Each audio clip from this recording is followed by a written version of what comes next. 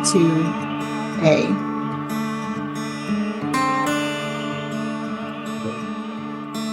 Good morning. Morning. This is Edward Nykel appearing on behalf with Olivia and Lucille Raskage.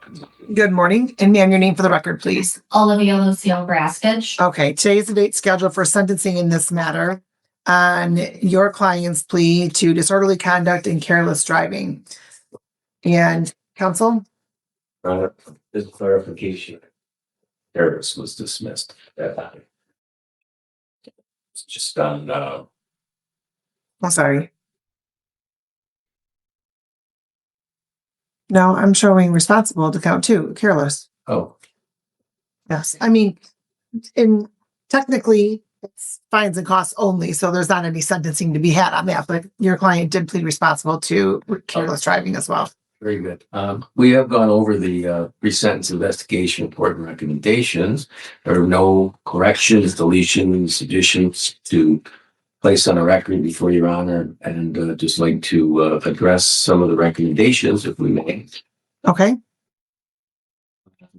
Recommendation is for a 9-month probation term. I don't know if that's a required minimum period, but we would ask, because we, frankly, the chemical awareness program and anything that is required of her could be completed 6 months if we, I don't consider a 6-month term.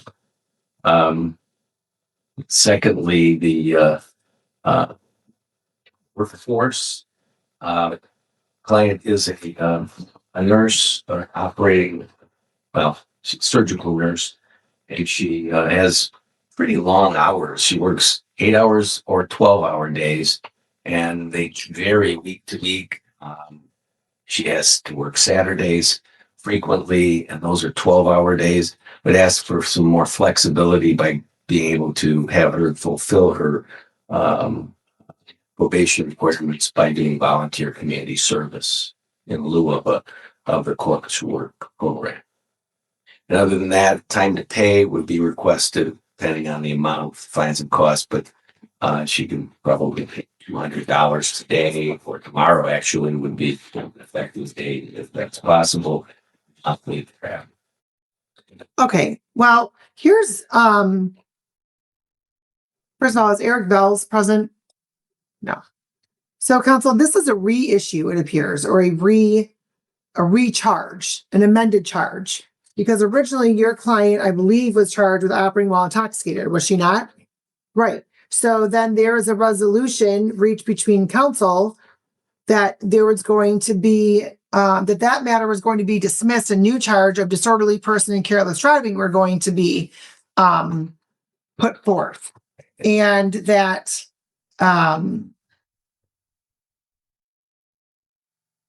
last appearance was a plea when the plea was placed on the record, a no contest plea to the charges. correct, I understand that. But my point is this, your client was a .231. A .231. She had a parked car. Ma'am, if you're chewing gum, please grab the tissue from underneath the podium and get rid of it. Your client was a .231. She had a parked car. And I don't recall if there were evidentiary issues or what was the reason why this that the prosecutor dismissed the original charge and then this was the resolution. I don't recall specifically. I think it may have been some evidentiary issues. However,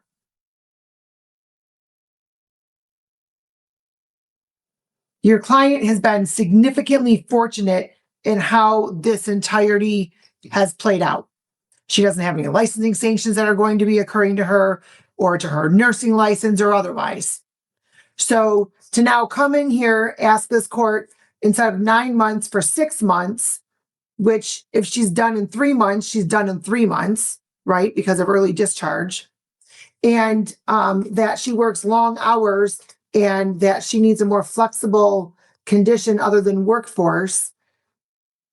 The court's not inclined to do that, counsel. Your client is here because of her actions, because of her choices to get in a car that day.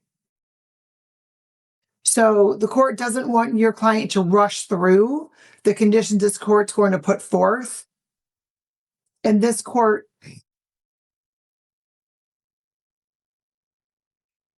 quite honestly finds that 9 months is actually on the low end. However,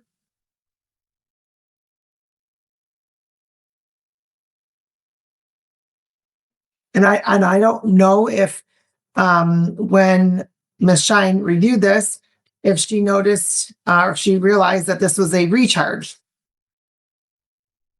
In counsel, as to your question, you're not sure if it's a required, if that's a required amount of time. I don't have this court doesn't have a required anything for cases. The court takes each case individually as it is.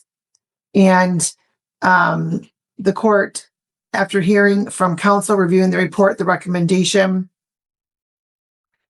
the court does find there's reasonable grounds to depart from MCL 769.5. The court also finds the following sentence being the best interest of justice to be reasonable and proportionate to the seriousness of the matter, taking into account the circumstances surrounding Ms. Raskage.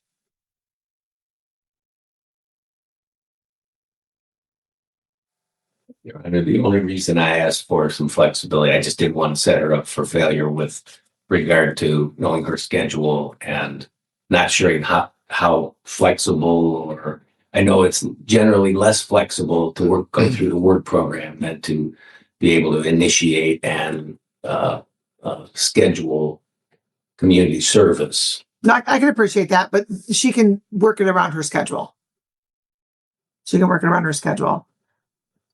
And counsel, your client also gets the benefit of the 771.1. So your client has a really good deal that she was able to obtain by way of her counsel. So the court's going to order 12 months probation. You're eligible for early discharge. I'll go over that shortly. You're also eligible under 771.1 status.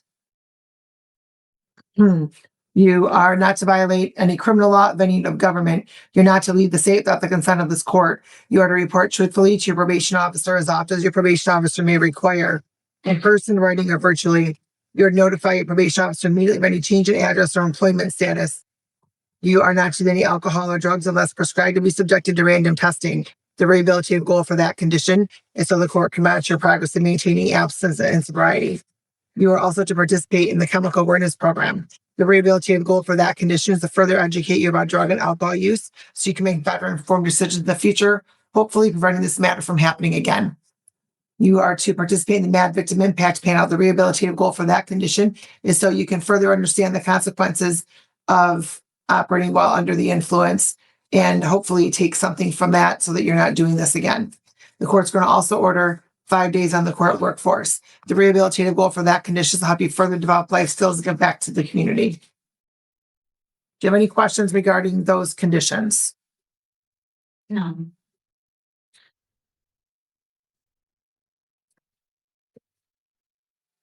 The court's going to order a $500 fine, $100 screening assessment fee, $600 supervision oversight fee. That's $50 a month at 12 months. And since you're eligible for early discharge, up to half of that could be waived. $300 for the cost of prosecution, crime victim assessment fee of $75, justice system assessment fee of $50, workforce $200. That's 5 days at $40 a day, and then $75 for the chemical awareness program.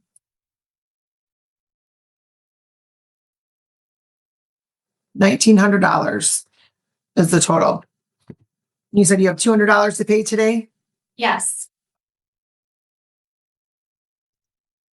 All right, so then on your $1,700 balance, I'll have you work that out through probation.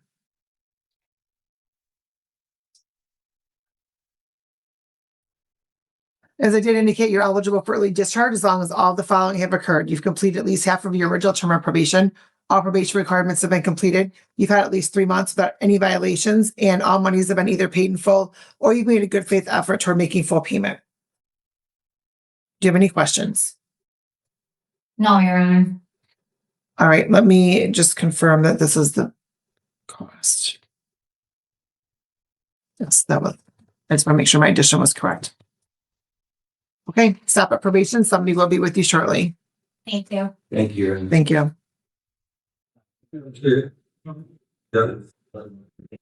Go off the record for a moment. There's the line, Dustin. What? That's all I say. Yes. Oh. Oh.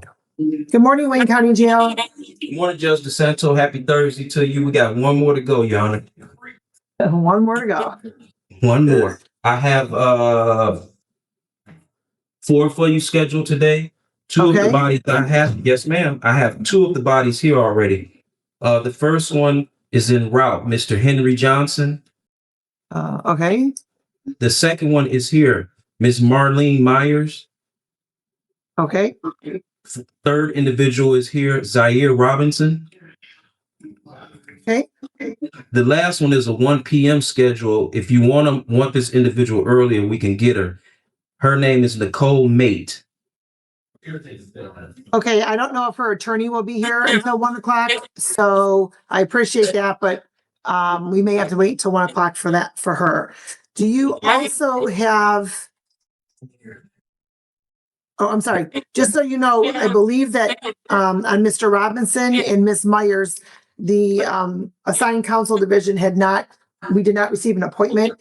So the assigned counsel division was working on getting an attorney appointed for both of those individuals. Okay. So if you can put Mr. Johnson on, then we can have him speak with his attorney in a breakout room. Okay. As soon as that body get here, Your Honor, that will be the individual in the seat. Okay, perfect. Thank you. Thank you, Your Honor. All right. And then we are on the record in the matter of the state of Michigan versus John Olson, 251127. Your Honor, Edward Zelenak or the defendant, Ms. Olson, please give your name to the judge. Speak clearly, audibly. Don Margaret Olson.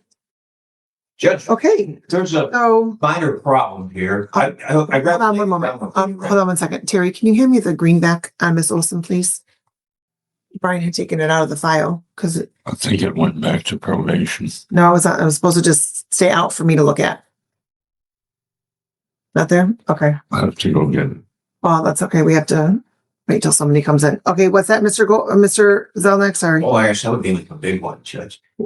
Miss Olson was found not suitable for candidacy for the sobriety court in the 23rd District Court. And the reason is simply that she was under prescription narcotics driving at the time. She's off the drugs now. She's clean and indicated she would not fit their parameters of having a problem. And she agreed she was taking it for pain.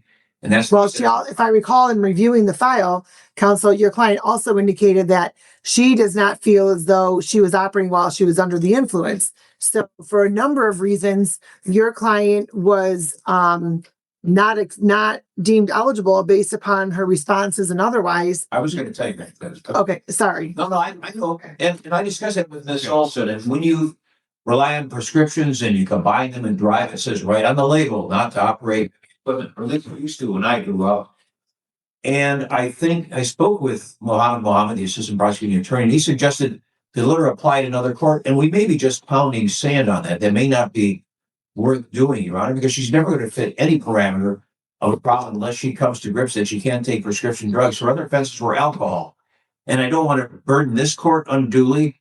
And I went to look for Sergeant O'Gorn to see what he thought, because you may recall that it took months to get the warrant back. They kept denying the warrant. He'd send down more evidence. They finally came through, and I see why, because they may look at it as a borderline case.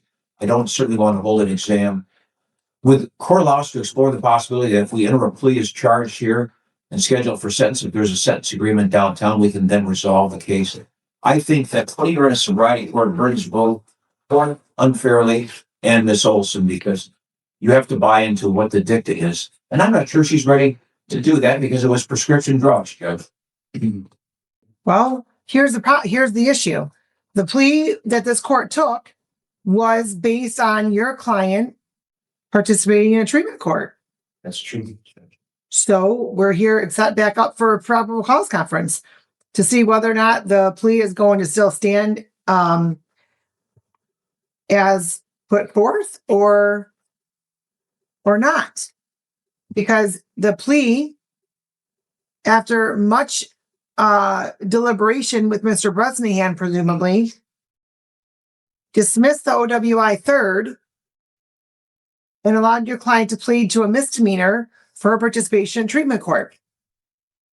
And if she's not eligible, what's that? I don't think that's gonna happen. Okay, well, then you and Mr. Mohammed need to determine what's going to happen. I mean, I don't think if it doesn't seem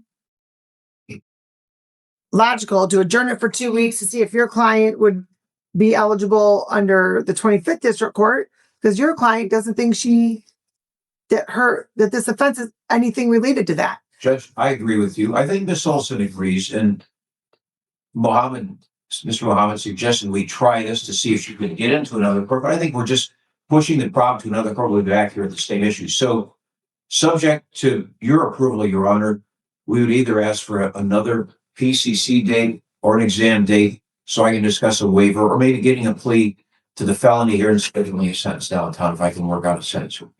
It's up to you. I know that we're wasting the court's time by trying to get her into a treatment court. Essentially, that's what in a lot of words, I should have just said in one sentence, we're wasting the court's time. Well, I mean, I'm here, not wasting my time at all, but, well, We're burdening the court. then I'll have you go back and talk to Mr. Mohammed, and if you're setting it for an exam, then let him know that, and then we can pick a date. Why don't you, can you pick a date now? And if it's a problem, we'll change it. There's no reason to see him. We don't want to waste the court's time. I need him to redo the sheet. You have to see him. Yeah, that's okay. I don't want to come back with another sobriety court. No, Judge, it's not fair to the court.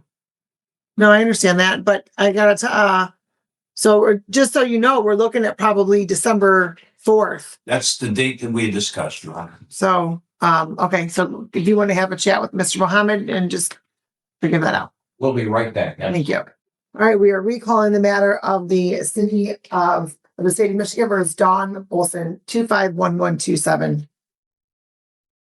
So that for the defendant, Your Honor. All right, thank you, ma'am. Your name for the record, please. Don Margaret Olson.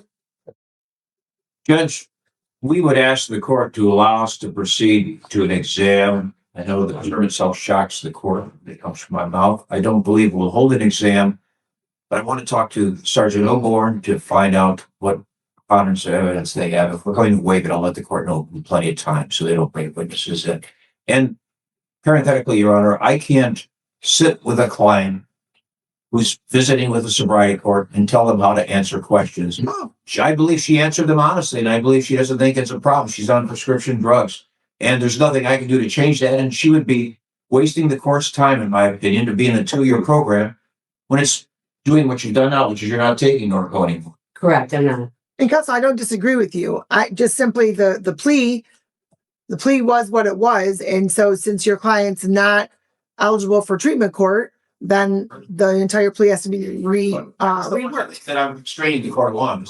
No, not at all. Not at all. And That's what your client needs to be honest when she's interviewing for her eligibility in a treatment court. Or otherwise, there's not a purpose for that, right? Understand, and I certainly wouldn't want to burden this court or any other court. And I'm convinced this is the right move. And if the exam's waived, they got those high-priced judges downtown to deal with this problem. We'll take care of it there, Judge. Okay, and just so you know, nothing shocks me anymore that comes out of anybody's mouth. So Even when I asked for an exam. yes. So you're gonna waive all those rules. We're gonna have an exam 3 weeks from today. All right? What time, Judge? My boss is going to tell me that in just one moment. We're not gonna need any lab techs or anything. So Okay. we'll make it easy. At 11. Very well. That's what I guess. Thank you, Judge. All right, and then witness exhibit list by December 1st. Okay, Yes. bond and conditions are continued. Your Honor, thank you. It's nice to be here today. Thank you very much. Have a good day. And we are on the record in the matter of the state of Michigan versus William Griggs II, 23488. Ready, Your Honor. Morning again, Your Honor. Neil LeBlanc here on behalf of William Griggs. Please get your name. William Jeffrey Griggs II. Thank you. All right, and good morning. Today is the date scheduled for a show cause in this matter because you also have not continued to make your payments after your discharge from probation, sir. Allie, what does it show the balance is on this one? 1,500. I'm sorry, 1530? Okay. And sir, your total have been 1,325. Did you make any payments? Did not. You didn't make one payment. I haven't had a job. Pause. While you were on probation, sir, did you make a payment? No. Oh, interesting. If I may, Mr. Griggs, explained that his health has been very bad. He's had 5 hospitalizations since then. He's got congestive heart failure, among other things. Hasn't been able to work at all. Approximately 4 years. He's reapplied for disability, and he does not. Essentially, he's supported by family and his fiance. He has a small amount of money that he can apply, There's no talking in court. and his make a pledge that he believes that the help of his fiance and her tax refund that she should be able to clear balance by March. But he is, and he can provide records. He just released a thing from another hospitalization in September. Is that correct, sir? And so they said his health is in very poor condition. And this is not an intentional violation of his probation. It's just he no ability to raise the money to pay. So we asked the court to give him some additional leeway, I should say. And his plan would be $100 today. And again, his fiance is a great support to him, and she's prepared to pledge to him that when she gets her the tax refund would be due approximately March. He would intend to clear the whole thing up at that point. Beyond that, he has not much else he can go forward here. I believe you're not in all other ways. You're in compliance, probation. You're actually discharged otherwise. Yes. So he did all those things that he could do, but for the payments, it's just strictly about inability to pay your honor. Well, and surprisingly, sir, you weren't brought forth on a probation violation for non-payment. Not sure how that happened, but was your client pleading guilty to the show cause, counsel? What is it that he's intending to Yes, do? you are. Sir, please raise your right hand. You solemnly swear or affirm the testimony you're about to give in this matter be the truth, the whole truth, and nothing but the truth. Yes. And you heard the allegation. As to that allegation, sir, how do you plead? Guilty. And you understand your rights under with the show cause hearing, correct? Yes, ma'am. And that you will be waiving some of those rights. Yes. You also understand the possible penalty as a result of your plea. Yes. And knowing all that, do you want to continue with your plea? Yes. Has anybody promised you anything, threatened you, or coerced you in any way for you to enter into a plea? No. Okay. Sir, I can, so counsel, if you can please voir dire your client. Yeah, Mr. Griggs, you acknowledge that you were convicted of crime. I believe it was operating while visibly impaired in this court in sometime in 2023. Yes. That you were sentenced. Part of your sentence was probation. Correct. One of the conditions of probation was to pay fines and costs, and you failed to pay those fines and costs. Yes. And you dispute the amount. I believe it was $1,530 is still owed. Yes. Sorry, is that No, correct? I do not. You do not dispute that. Your Honor, that's on. The court is also satisfied the plea is knowing, voluntary, and factually accurate. The court will accept your plea to the show cause. And sir, I can appreciate that you have health issues and that you have some challenges for working. So my question is this: if your challenges for working are so significant that you're not able to work, when did you apply for disability previously? Sometime last year, Your Honor. Currently, reapplying right now. Well, when you were denied, sir, did you file an appeal? No, I didn't. Why not? I did it online. I didn't know. I guess stupidity on myself. There's no excuse for that. And so now you're reapplying. Correct. And so in the meantime, sir, how is it you're supporting yourself? My fiance. And so you can't do any type of work, not even work from home, on the phone, whatever. You can't do any type of work. I mean, I've applied for positions and I don't get a call back. I guess I could try working from home. I just don't even know how to get on that route. Well, you can start by Googling work from home jobs, perhaps. I mean, that might be a start. Okay. I mean, I can't imagine that the money you owe here is the only amount of money that you owe or the only responsibility, financial responsibility that you have. And so, sir, I need you to, you know, dig a little deeper on within yourself to see what you can do to earn some extra money, not even just to pay the court, but just in general. Yes, ma'am. Right? So that perhaps you can work from home. I'm not sure what your health issues are, if they prevent you from going into a location or not. I don't know. The court's going to order $100 today. And then can you commit to $50 per month? Yes, ma'am. Can you begin that December 12th? Yes.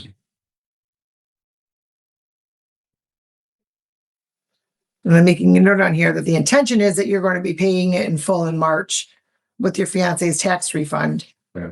If something happens, sir, and that is not what's going to happen, you need to communicate with the court. Yes, ma'am. All right, stop at the window, please, and you can make your payment. Thank you. Good luck to you.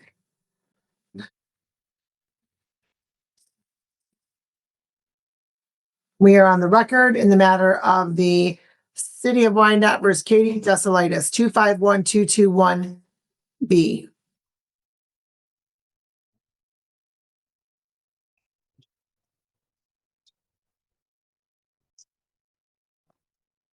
Good morning. Good morning. And counsel, your appearance for the record, please.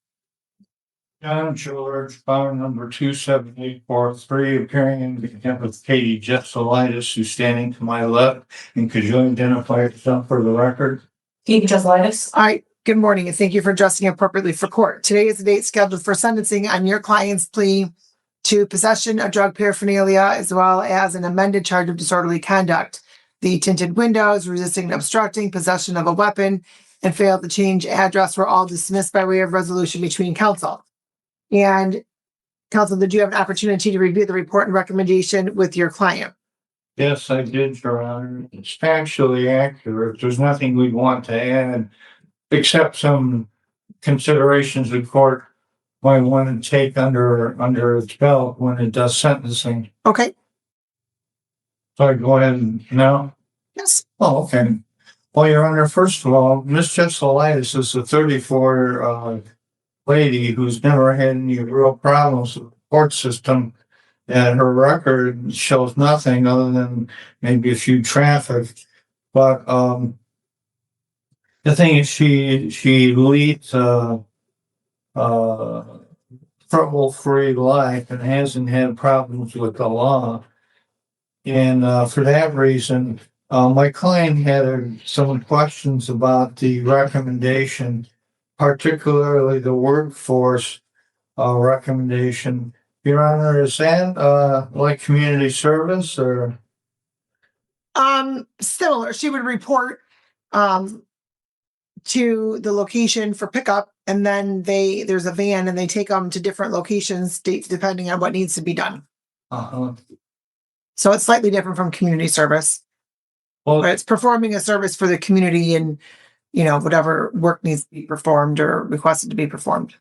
could Ms. Desilatis possibly engage in community service to satisfy this requirement? And why would that consideration be put forth in lieu of the workforce? Well, because Ms. Desilatis is at a point in her life where she's putting her house up for sale and moving out of the state, and this would limit her ability to take care of this process of moving. Well, okay, so that's something that would have to be addressed as well, since your client will be on probation, and one of the conditions would be to not leave the state of Michigan. Okay. Where is it that you're intending to move, ma'am? Either down to Texas or Illinois. Oh, that's a big difference. Yes, ma'am. Is it based upon work or? Work, I mean, basically, I used to live in Texas and I moved back home when my grandma passed. I took care of her, and my dad passed away last year, as you know.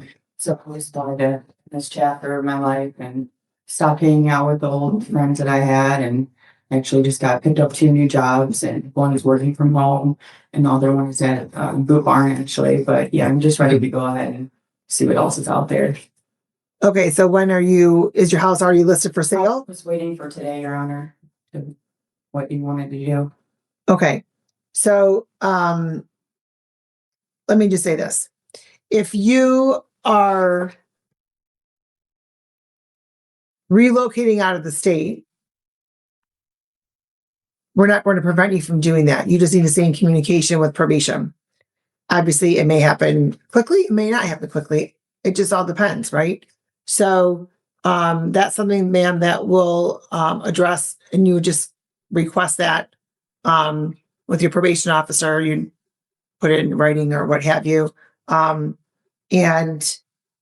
depending on where you have probation, you're ready to be discharged, or it converts to, well, you likely would be reporting over Zoom anyway, so that would still be something that you could do. So we can address that as it arises.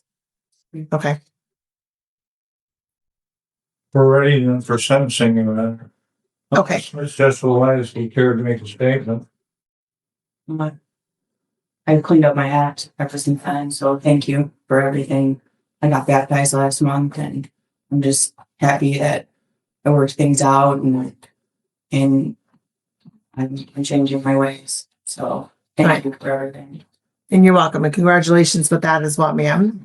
And so, I mean, you had a lot going on that night. Yes, ma'am. A lot going on that night. So, but the court does take note that you don't have any other prior convictions that would prevent you from being eligible under 771.1. But also finds, after hearing from counsel, hearing from Ms. Desilatis, reviewing the report, the recommendation that there is reasonable grounds to depart from MCL 769.5. The court will also note the following sentence to be in the best interest of justice, be reasonable proportion to the seriousness of the matter, taking into account the circumstances surrounding Ms. Desilatis and the legislative guidelines. The court's going to order 12 months probation. It's on both counts. They run concurrently. So it's not 12 months and then another 12 months. All right. So they're running at the same time. You're eligible for early discharge. You're also eligible under 771.1 status. You're not to violate any criminal law of any unit of government. You're not to leave the state without the consent of the court. You are to report truthfully to your probation officer as often as your probation officer may require, in person, writing, or virtually. You're to notify your probation officer immediately of any change in address or employment status. You are not to possess or consume any alcohol or drugs unless prescribed to be subjected to random testing. The rehabilitative goal for that condition is so the court can monitor your progress in maintaining abstinence and sobriety. You'll have to participate in the chemical awareness program. The rehabilitative goal for that condition is so you can further educate yourself regarding drug and alcohol use so you can make better informed decisions in the future. And then the court's going to order 3 days on the court workforce. The rehabilitative goal for that condition is so that you can further develop life skills to give back to the community. And so, actually, let me just do 4 days. So it's 2 days each count. That's how that will work. Okay. And ma'am, again, if you list your house for sale next month and it sells in January, right, then just communicate that with probation and we can make accommodations. Thank you. Okay. All right. The court's going to, as to the possession of drug paraphernalia, the court's going to order $100 fine, $100 screening, $600 supervision oversight fee. That's $50 a month at 12 months. And since you're eligible for early discharge, up to half of that could be waived. $300 for the cost of prosecution, crime victim assessment fee of $75, justice system assessment fee of $50, workforce is $80. That's 2 days at $40 a day. Chemical awareness program of $75.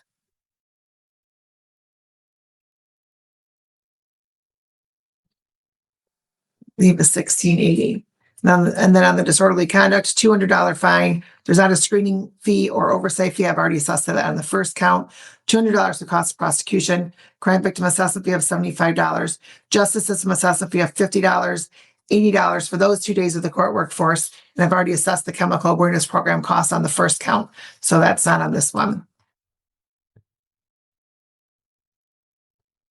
I believe that's 6:05.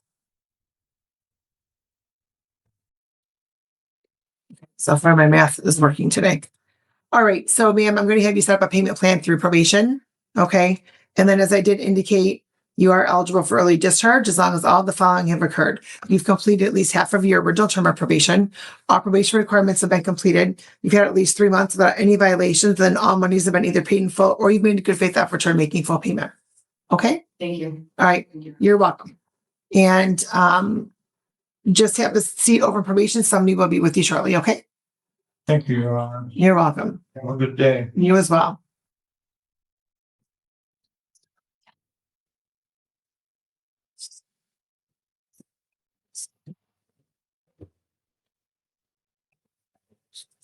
Thank you. We are on the record in the matter of the State of Michigan versus Jacob Baxter, 251400. So, gentlemen's vote. Okay. You know. Morning, Your Honor. Judith Brady on behalf of Jacob Baxter is approaching. This is the day and time set for sentencing. Okay, counsel, are you wearing a pullover? I'm sorry. Are you wearing a pullover? Or is it a suit jacket? Oh, that's a jacket? Okay, I couldn't tell. It looked as though it was a pullover. Okay. No, you're okay. Yeah. All right, and sir, your name for the record, please. Jacob Baxter. All right, today's the date scheduled for sentencing in this matter on your client's plea to an amended charge of improper possession of a weapon, firearm. And counsel, did you have an opportunity to review the report and recommendation with your client? Yes, I have, Judge. It's actually accurate. Correction, deletion. Okay, And Judge, if I may state it all on behalf of my client, of course. he does appreciate the fact that this was a reduction. Initially, it was a felony. He's above the age of HIDA, so he was allowed to plead misdemeanor. It's my understanding he has no prior criminal record, and he does not use illicit drugs. I would ask the court to just consider one of the recommendations. Understanding that once he's complied with everything, he could be, his probation term could be half of the original term. I believe it's asking for 18 months probation. And I would just ask the court if the court would allow 1 year probation. I don't believe this act is actually going to be repeated. This court will never see him again. I understand that he has to come to gun safety class, possibly in the decisions class, and he's been fully cooperating with the court and with me, Judge. Nothing further. Okay.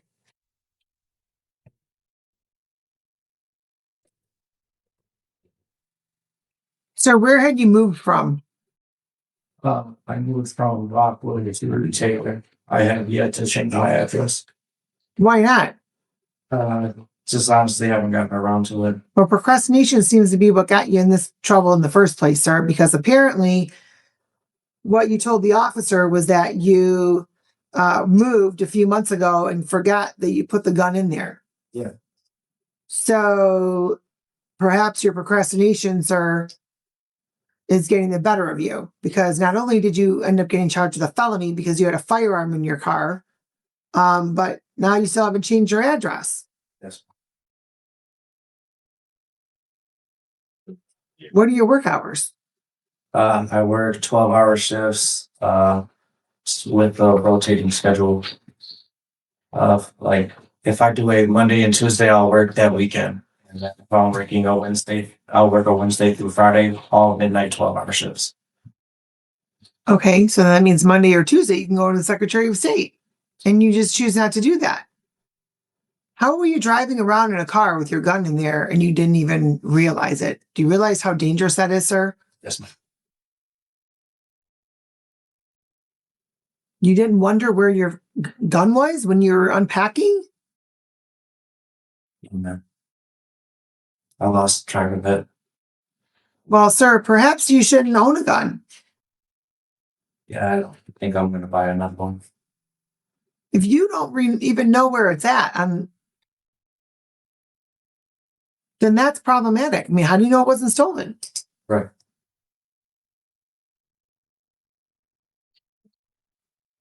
All right, court, after hearing from counsel, hearing from Mr. Baxter, reviewing the report, the recommendation, reviewing the police report, the court does find that there is reasonable grounds to depart from MCL 769.5. The court is going to order the following sentence. Well, I'm sorry, the court does find the following sentence to be in the best interest of justice, to be reasonable, proportionate to the seriousness of the matter, taking into account the circumstances surrounding Mr. Baxter and the legislative guidelines. So this is a serious offense. And your counsel is correct. You did receive the benefit of your attorney and the prosecuting attorney working out a fair resolution for you, sir, in the fact that you don't have a felony on your record. This will be a misdemeanor. But given that, the court wants to make sure that you are taking the time that you need to go through your conditions of probation, and you're not rushing through them. So the court's going to maintain the 18 months probation. Your client can request early discharge at the 9-month mark, and I'll go over that in just a short bit. You're not to violate any criminal law of any unit of government. You're not to leave the state without the consent of the court. You are to report truthfully to your probation officer as often as your probation officer may require, in person, writing, or virtually. You're to notify your probation officer immediately of any change in address or employment status. You're not to possess any weapons, firearms, ammunition. The rehabilitative goal for that condition is so that it will maintain the safety of the public. You are to participate in a making decisions class. The rehabilitative goal for that condition is so that you can further understand the consequences of poor decision making, hopefully preventing something like this from happening again. The court will also order that you are to participate in a gun ownership safety class. The rehabilitative goal for that condition is to further understand the dangers and laws associated with firearm ownership and use. Any questions regarding those conditions? All right, I just wanted to confirm what the fine was on this one. It's a $100 statutory fine, $100 screening assessment fee, $900 supervision oversight fee. That's $50 a month at 18 months. And since you're eligible for early discharge, up to half of that could be waived. $300 for the cost of prosecution, crime victim assessment fee of $75, justice system assessment fee of $50, for a total of $1,525. You did post a bond of $1,000, sir. Do you have any other money to pay today? Not really, man. Okay, let me just clarify something for you, sir. So less the $450 leaves a balance of $1,075. So do you have an extra $75 to pay today? Yes, ma'am. Okay.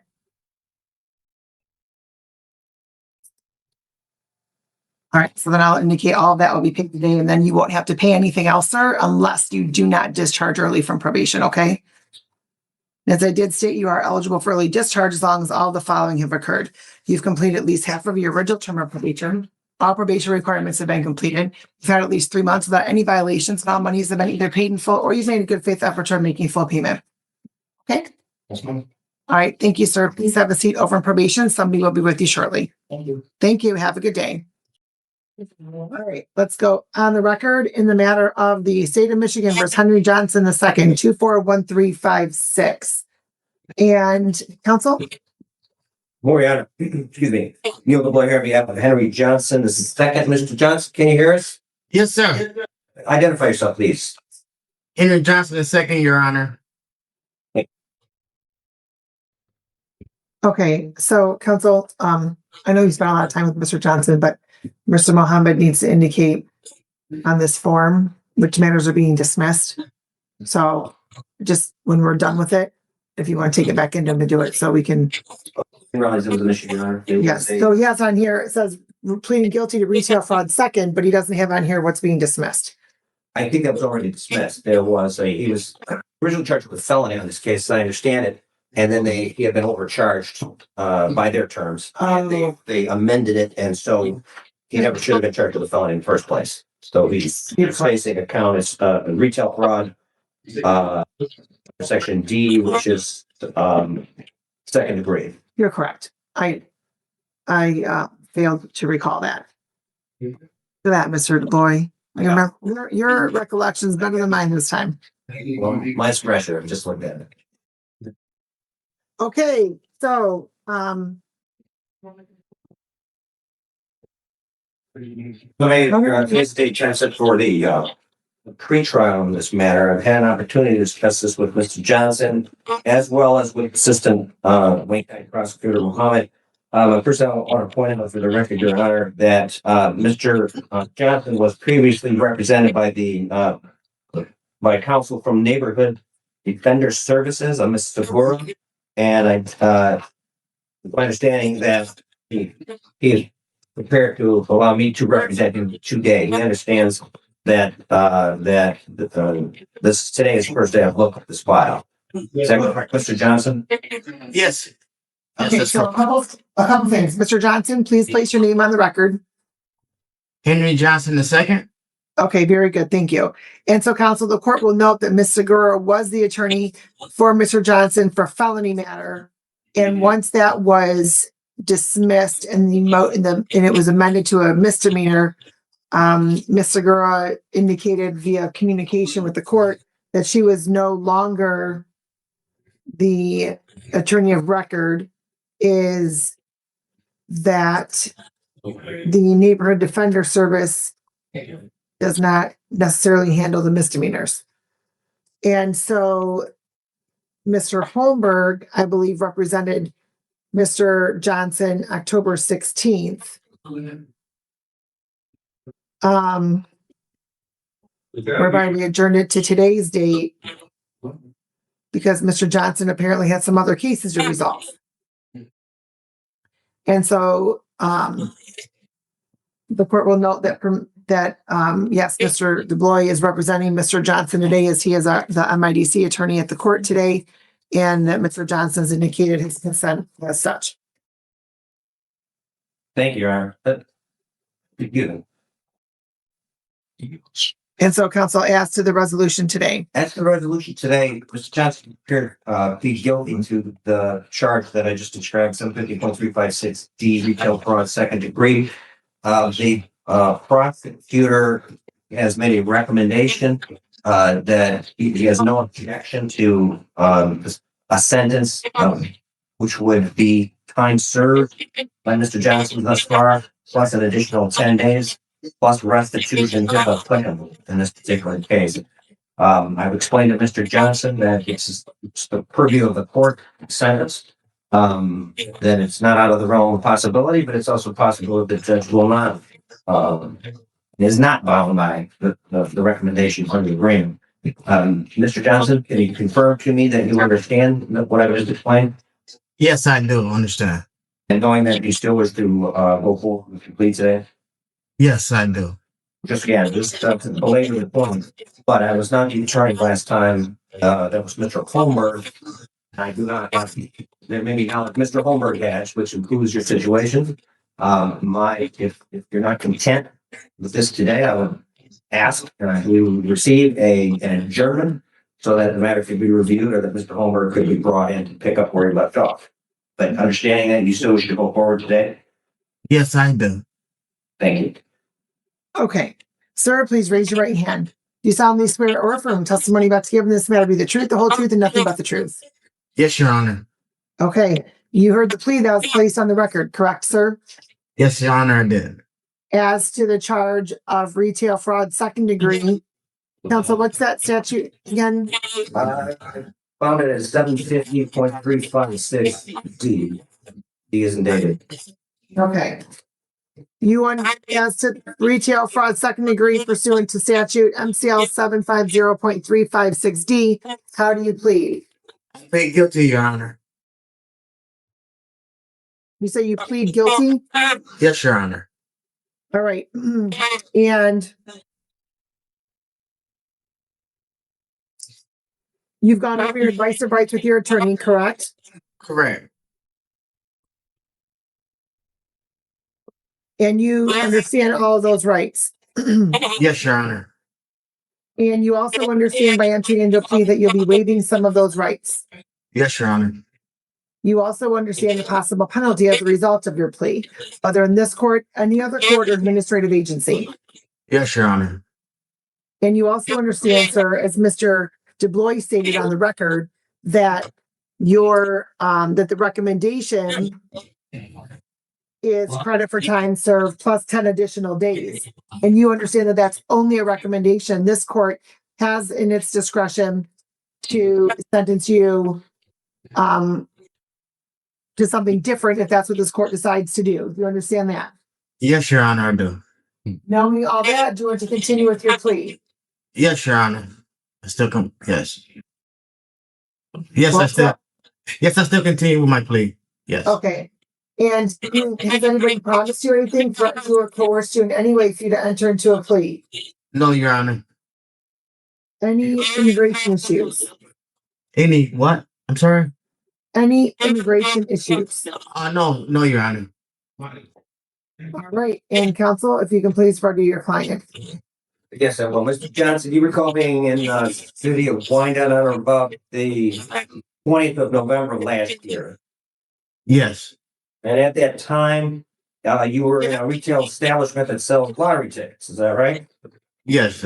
Yes. And you took some lottery tickets, some scratch offs, in fact, that did not belong to you, that you did not pay for. Is that correct? Yes, that's correct. Your Honor, I'm satisfied with that.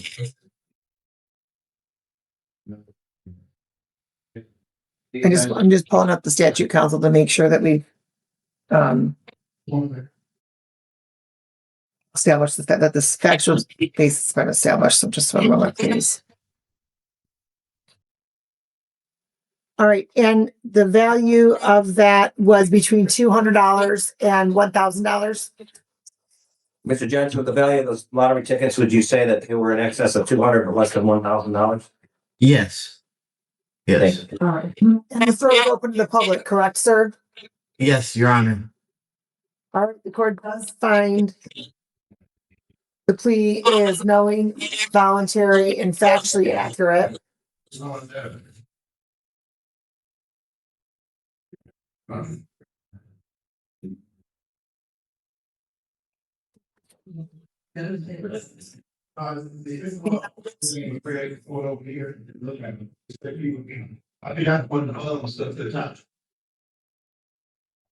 Counsel, you asked me for sentencing. Yes, Your Honor.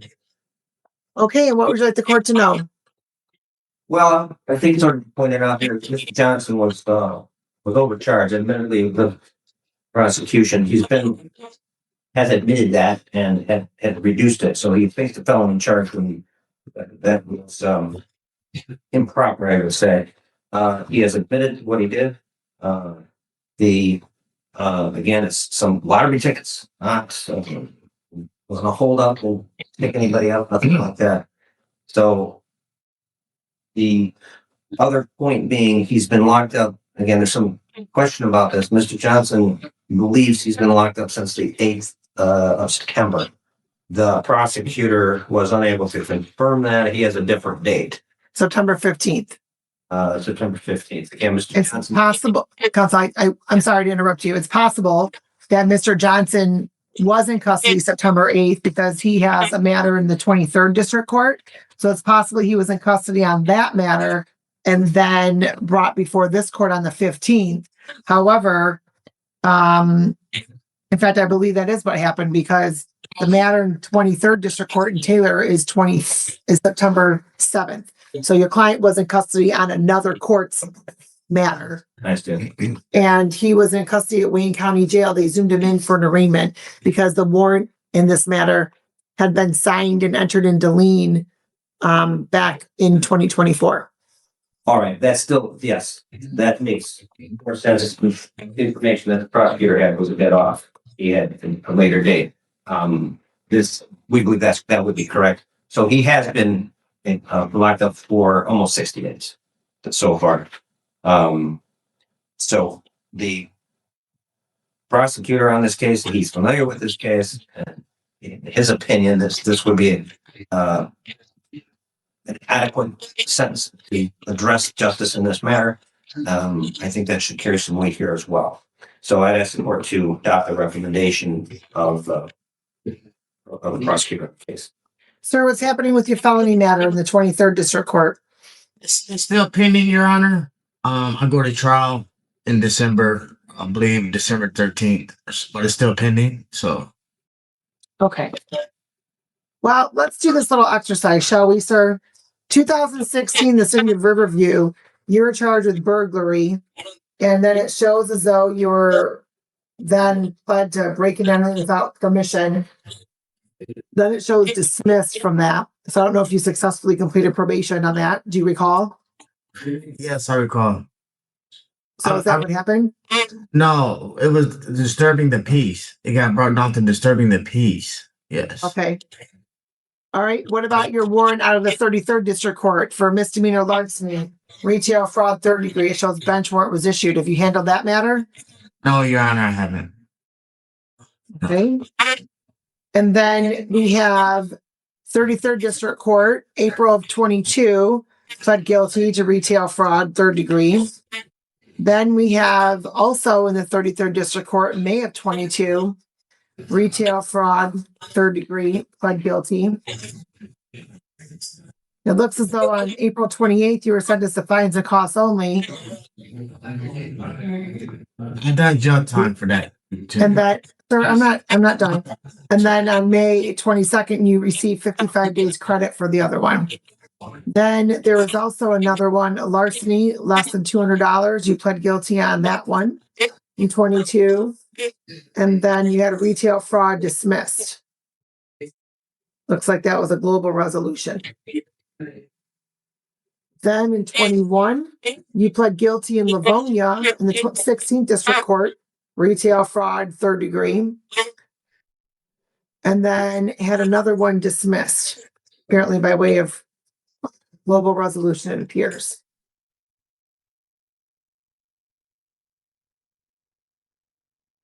And I don't know what occurred in Westland. Oh, another larceny from 2020 that doesn't appear to have been resolved either. So, sir, you have 5 convictions, 2 dismissals of retail fraud by way of global resolution. So that's 7 charges for the same type of offense. 7. 5 of which are convictions, 2 of which were dismissed by way of global resolution because you pled on the other ones. And now here we are for your 8th conviction, sir, for the same offense. And I hear that it indicates that that the prosecution thought that it was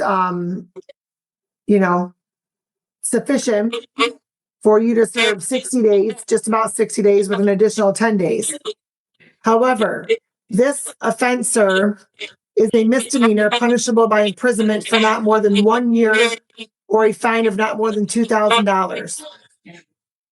This court does not find 70 days to be an appropriate sentence in this matter when you're looking at 1 year in jail and you have 5 prior convictions for the same offense.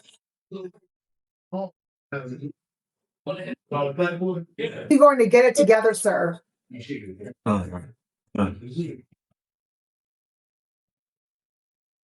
am, Your Honor. You are. Yes, You Your are. Honor. You are. Let's see, 47 years old, right? Yes. Yes, Your Honor. 47 years old. And you are still committing the same crime. Do you work? Not at the moment, Your Honor. I'm not. I'm Okay, trying. sir. Let me clarify. Clearly, you're not working currently. On the date of this offense, were you working? No, Your Honor, I wasn't. Why not? Because I had issues with warrants that was holding me back from getting a job. And it's because of my fault. It's my fault. Yeah, it's my fault. But yeah, I couldn't get a job because of my background. But believe you me, Your Honor, I work. I normally work.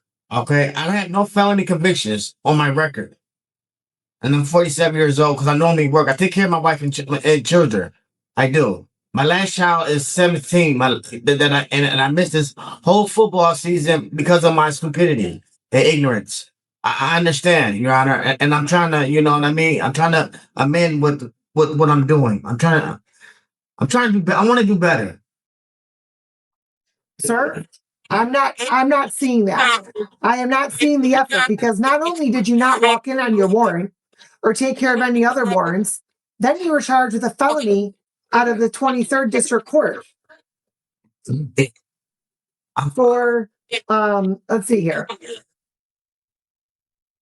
You're charged with a felony for felony concealed weapons, assault with a dangerous weapon, and felony firearm. And you've been bound over to circuit court. The only reason you're even handling this matter, sir, is because you were already in custody. You didn't walk in on your own or otherwise.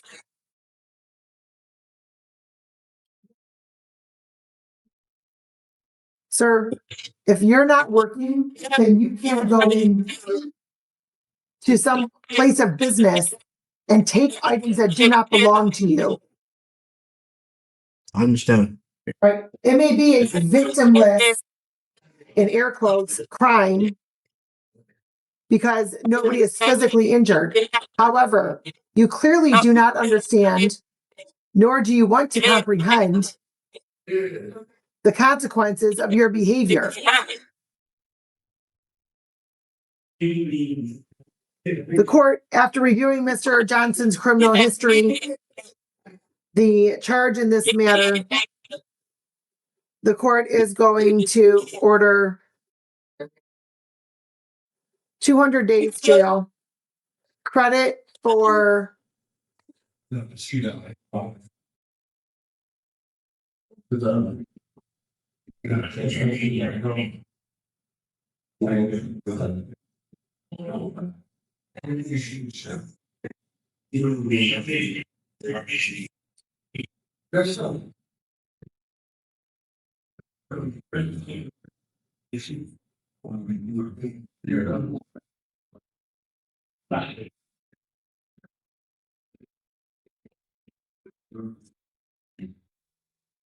okay, it's 60 days. 60 days credit.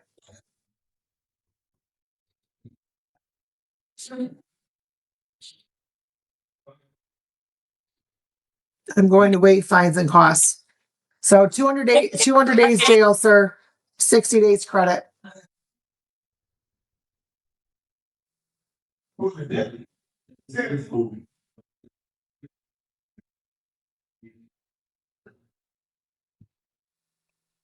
All right, best of luck to you, sir.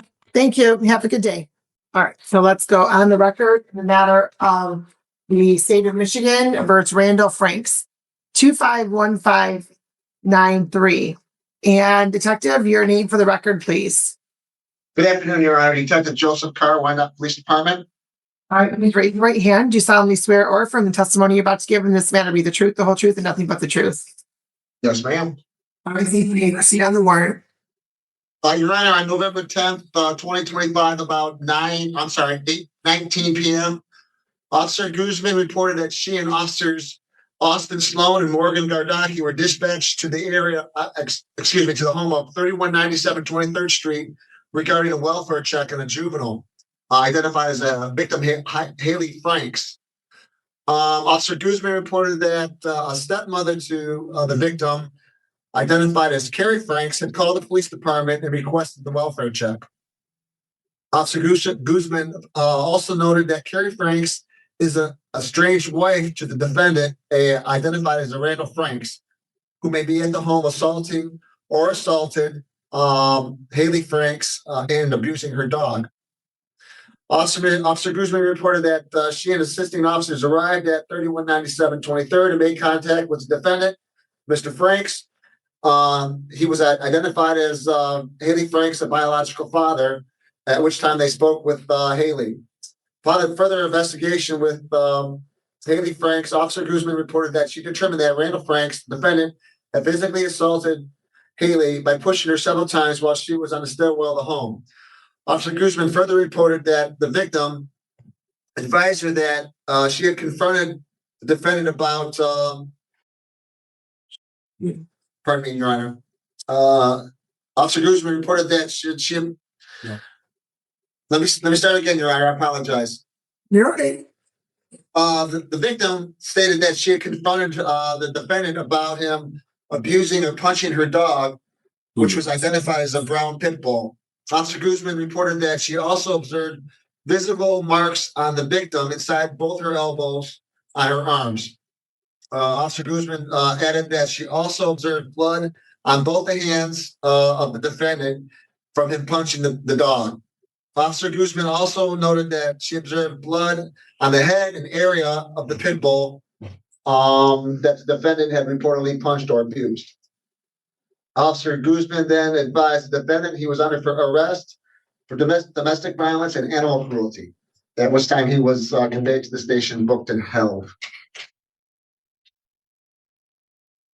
Okay, and there's a third offense notice. That's correct, Your Honor. It looks like the defendant had been previously charged and convicted of domestic violence in the past. Get that in front of me.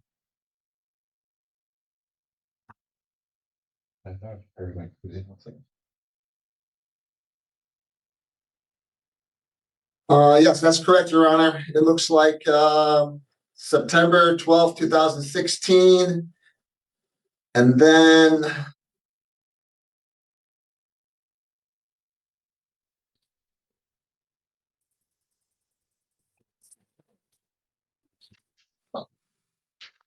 that's what I'm seeing is that one. Right, apparently it shows 2 convictions on that date. And then there's also habitual offender fourth offense notice because of the prior felony convictions, because if the third offense notice on the domestic violence is a felony, and so there's the habitual offender fourth offense, correct, counsel? And there was Yes, two I think different. that's correct, Your Honor. I'm sorry, I'm sorry. I said counsel. I meant detective. I'm so sorry. Thought I read it as well, Your Honor. Okay. All right, upon examination complaining witness, I find the offense charged were committed and there's probable cause of lead defendant committed those offenses. Van counsel, your appearance, please. Yes, good afternoon, Your Honor. Neil LeBlanc here on behalf of the defendant. Sir, could you state your name? Randall Franks. Randall Franks. Thank you. All right, and good afternoon, counsel. As to the arraignment, Yes, my client waives formal reading and stands accused of the charges. the court will waive the formal reading. Sir, you do have the right to have an attorney. If you cannot afford one, you could have one appointed to represent you. In fact, you've spoken to an attorney today. Is that correct? Yes, ma'am. Court has also signed the petition order for appointed attorney for felony matters as well. You have the right to be presumed innocent until proven guilty beyond a reasonable doubt. You have the right to have a trial by a judge or by a jury. You also have the right to remain silent.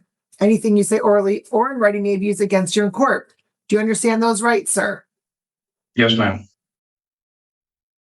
The court's going to enter a plea of not guilty on your behalf. Schedule this matter for probable cause conference on November 20th, 10 a.m. Counsel asked to bond. Yes, as to bond, my client advises that he's a longtime Wyandotte resident. He was gainfully employed in the construction industry, which we often call custom work construction, if I got that right. He's not currently on probation or parole. He's never intentionally missed a court date. I think there was an incident where he was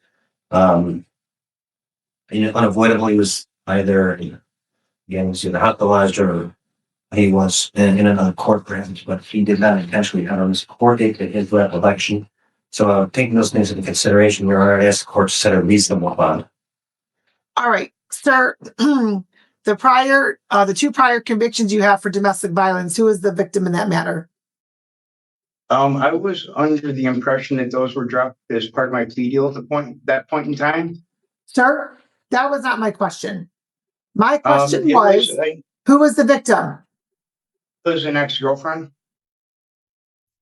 Who was the victim on your assault with a dangerous weapon? Who's that victim? From Roscommon County? That was an altercation that happened in the middle of the woods. I am not sure who that was. A friend of mine was getting jumped and I'm not asking for, sir, I'm not asking for factual information.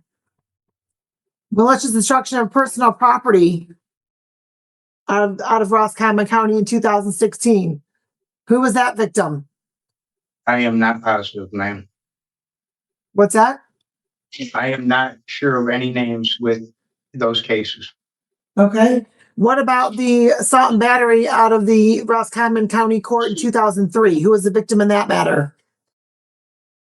That was an old friend of mine that we were no longer acquaintances with. I believe his name was Brian Randall. I'd be surprised if you were still acquaintances, but okay. Then what about the one from 2000? There was a second one in 2003. So one was January of 2003. The offense date, the other offense date was November of 2003. You were originally charged with a felony weapons offense and pled it down to a misdemeanor assault and battery. Who was the victim in that matter? That was the Ryan Randall incident, ma'am. The what? That was Ryan Randall. Okay, I don't know who. Is that the former acquaintance of yours or former friend of yours? Yes, ma'am. Okay.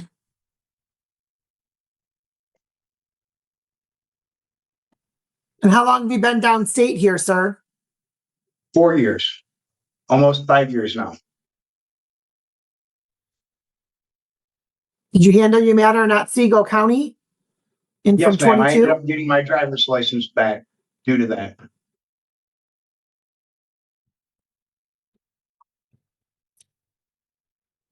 And Haley's mom, where is Haley's mom? She lives in St. Helen, Michigan. Okay, so is there a custody order between the two of you? I had full physical custody. As far as I know, Haley should be going to live back with her mother. Is that by court order? No, that was a decision made prior to the argument we had.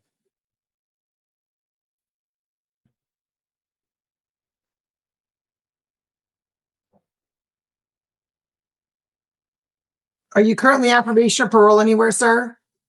No, ma'am.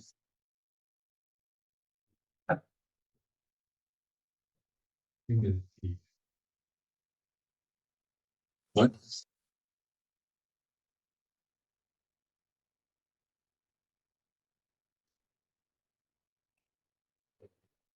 Who else lives at the home, sir?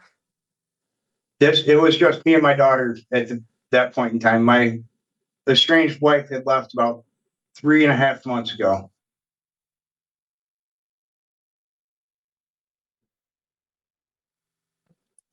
If you're to test right now, sir, what's in your system? Marijuana? Do you have a valid prescription for marijuana? No, ma'am.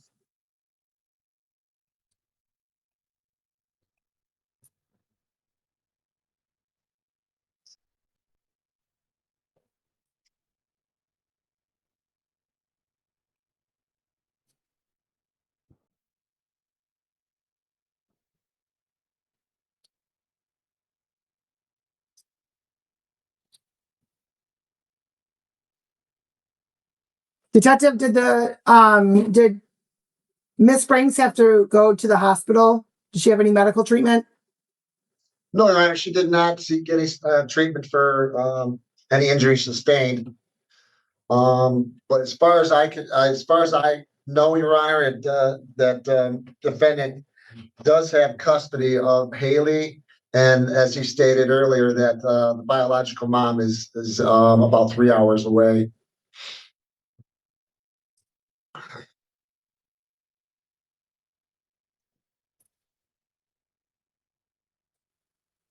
So, Mr. Franks, Yes, ma'am. and I'm asking this because I don't know the status of why you have physical custody of Haley. Is it because mom's rights have been terminated? Was it a court order by a circuit court? What is the status of that? She was being a problem for her mother, so she signed over custody to me because she couldn't handle her anymore. Sir, listen, I'm not asking for a whole dissertation of reasons why. I just asked if there is a circuit court order as to custody. I know was a family court order. We went through front of the court to do it. That's the extent of my knowledge on that, Your Honor. That would be circuit court, sir.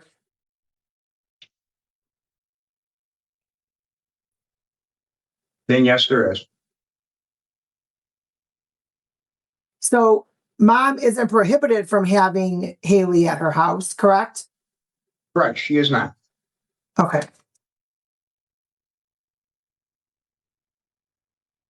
And where is it you work, sir? Custom Work Construction. It's at 711 Hillsdale in Wyandotte.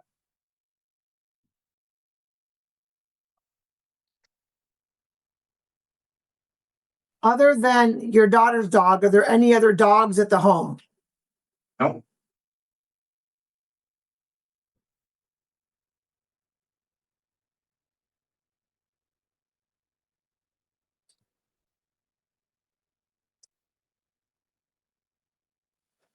Detective, do you have a bond recommendation? After reviewing the defendant's criminal history, I do, and some of the violent natures of some of his offenses, I would recommend $1,000 bond and no contact with the victim and or any witnesses or possible witnesses in the incident.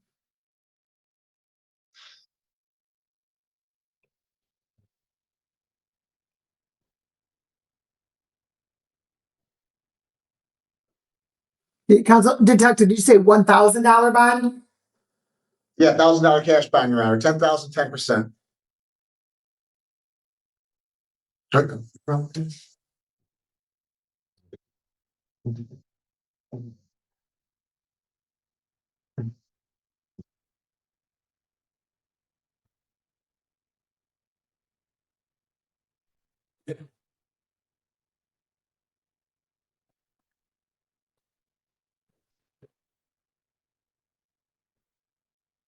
Is there more than one dog at the home, sir?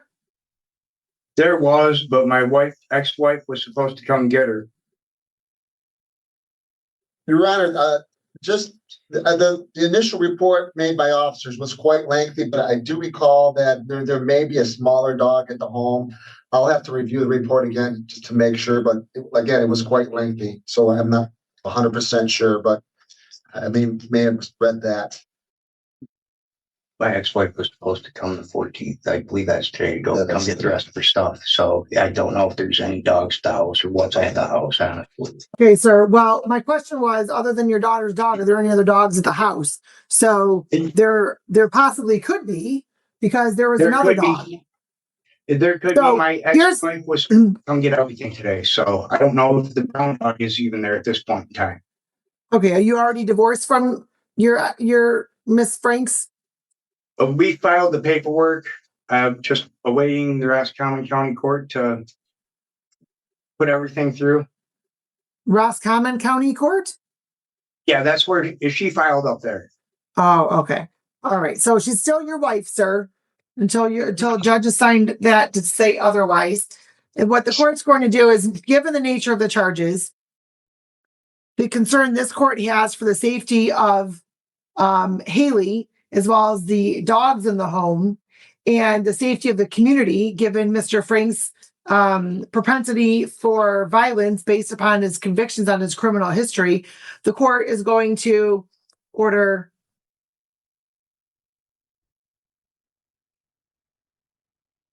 a $50,000 10% bond with the following bond conditions. You're to have no contact with Haley Franks. That's phone contact, text message, email, social media, third party, anything of the like. Zero contact with Haley. You're not to return to the home at 3197 23rd Street unless she's moved back in with her mom at St. Helens. You're to have no contact with the prosecution witnesses. You are allowed one visit to the property to obtain personal belongings as long as you're accompanied by a police officer. You're not to possess or consume any alcohol or drugs unless prescribed. You're not to possess or have access to any firearms or weapons. Do you have any, sir, at the home? No. Do you have access to any? I'm sorry? No. You are not to be released without a Wayne County Jail GPS and alcohol tether, and you're not to have contact with any dogs or other animals. Do you have any other animals at your home, sir? If my current wife did not come get her birds, there were 2 parakeets there last I knew. Okay. But she Well, hasn't got most of her things, so. well, those all have to be removed. You can't have those. You can't have access to those. Okay. We'll see you back next week. Thank you. Have a good day. Thank you, Your Honor. We're on the record in the matter of the city of Wyandotte versus James Holtz, 251594. Stand up here. What's that? Thank you, Your Honor, Neil DeBoy here on behalf of James Holt, who joins us from the holding cell. Mr. Holt, can you hear us? Could you please state your name? James Thomas Holtz. Thank you. Okay, and good afternoon, council. As to Tim Shriver, waive formal reading, stands muted. Sure. the court will waive the formal reading, enter a plea of not guilty for purposes of the arraignment as to and schedule this matter for pretrial on November 26th.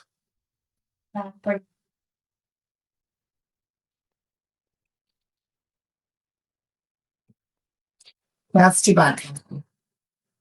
Right, I need to point something out to the court before we get into bond. Mr. Holtz had expressed an interest in attempting to resolve this case today. I advised him that without a prosecutor here, we can't do that. I'm not sure if he understood my explanation to him, or whether he understood the meaning of not proceeding without counsel. Because that's what that would require. And I also indicated that the court was unlikely to take a plea at this point in proceedings under the circumstances. Again, I'm only repeating that because I'm not sure if they understood what I explained to him. I think that Mr. Holt may be maybe a situation here where let's see exam farm here. Okay. Joe, counsel, for in just one moment, Mr. Holt. I Yes, understand that based upon what your attorney indicated, you are looking to resolve this matter today. If possible, I don't know. So I can appreciate and understand that, sir, but that's not possible today because the city of Wyandotte prosecutor would need to review this matter. And today is a date that we do not have a city of Wyandotte prosecutor. It has to be on a Wednesday. Okay? Okay. Do you understand that? Yes, Your Honor. Okay. And counsel, you said something about wanting to represent without counsel? Well, I indicated that if he chose that path, that without opposing counsel, Oh, prosecuting attorney, then yes. I wouldn't be able to represent him. Correct. Okay. All right. And so then counsel asked to bond. As the bond, I'm not sure what I can tell you about Mr. Holt. He advises he's not currently on probation or parole. The address that's in the file is not an address. He has no address. In fact, he's homeless. So to assure you that he's going to come back, I'm not sure what maybe a tether would be appropriate in this situation. We asked for a personal bond. He is there's no obvious problems with Mr. Holt. I don't know that he should have been charged with any crime here. He's trying to get medical treatment, and he was trespassed from the store. So, without getting into any admissions by Mr. Holt regarding that, it should be a personal bond under other circumstances owing to the nature of the so-called crime. But I'm not sure what assurances Mr. Holt can give that he's going to appear when he's supposed to. Okay. So,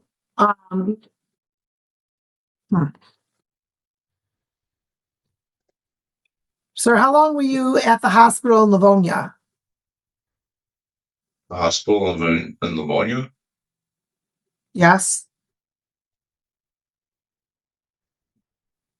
It's been a long time to that hospital. What's that, counsel? By reading the report, I think he was at Wyandotte Henry Ford, maybe wrong.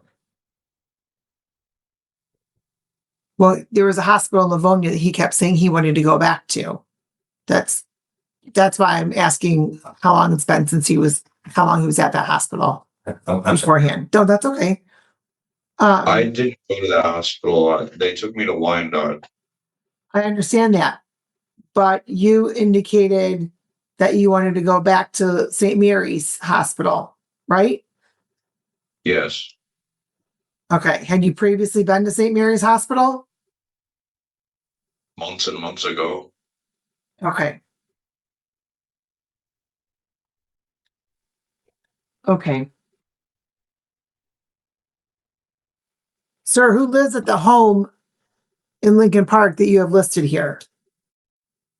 I don't know. It was just I lived there a few years ago.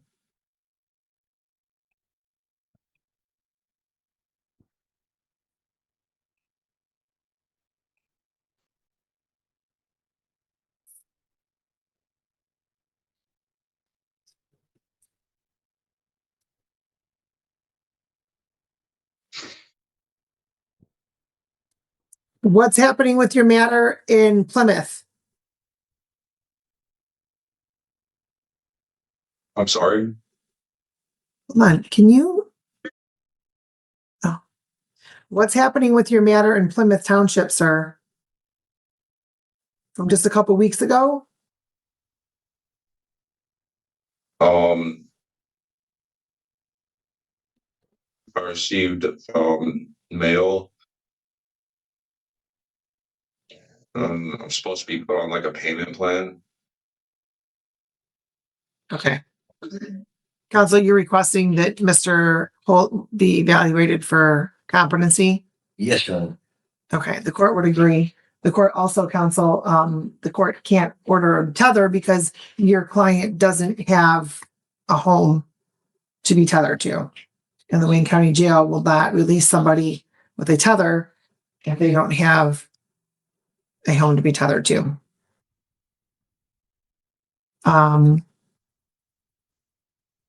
So what the court's going to do is the court's going to order a $7,500 10% bond.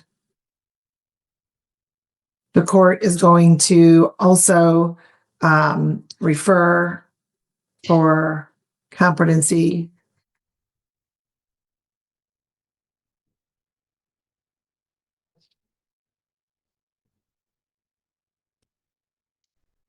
You are not to return to CBS. And why not?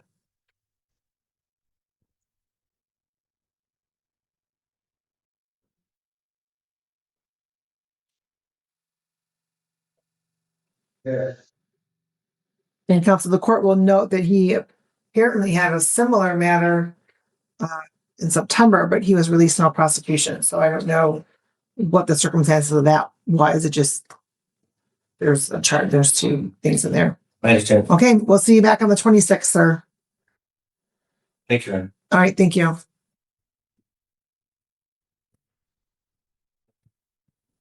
We are on the record in the matter of the Wyandotte versus Gerald, State of Michigan versus Gerald Bragg, 17727.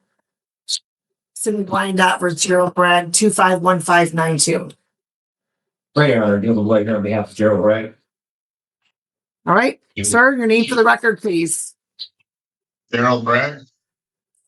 Okay, and counsel, one's a state matter from 2017, operating while intoxicated. Second offense is the charge, and operating without security. And then the new charges are possession of controlled substance and possession of drug paraphernalia. Yes, Your Honor, I've had an opportunity to review these with Mr. Bragg briefly, was all in custody. He is going to waive formal reading on all cases and stand new to no charges. All right, is the 25 case. Court's going to waive the formal reading, enter plea of not guilty for purposes of the arraignment. Schedule this matter for pretrial on November 26th. Sorry? 9:45 a.m. And on the 2017 matter, the court will waive the formal reading, enter a plea of not guilty for purposes of the arraignment. And this matter will be scheduled for pretrial It's gonna have to be next week.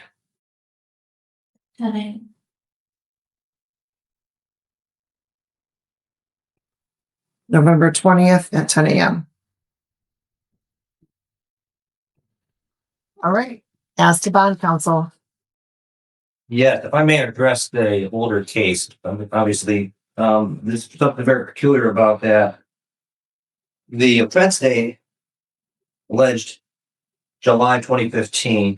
The complaint date was a full 2 years later in 2017.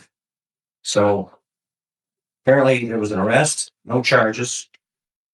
Client relates that he had contacted the court, the police numerous times, which fits in with the record that we have in front of us. So I don't know what happened since then. I'm not claiming he didn't know about it, but it is it's peculiar. So, counsel, before we go any further, yes, the offense date shows July of 15. Date of complaint is February of 17. That appears to be the date that it was authorized by the Wayne County Prosecuting Attorney's Office, was February of 17.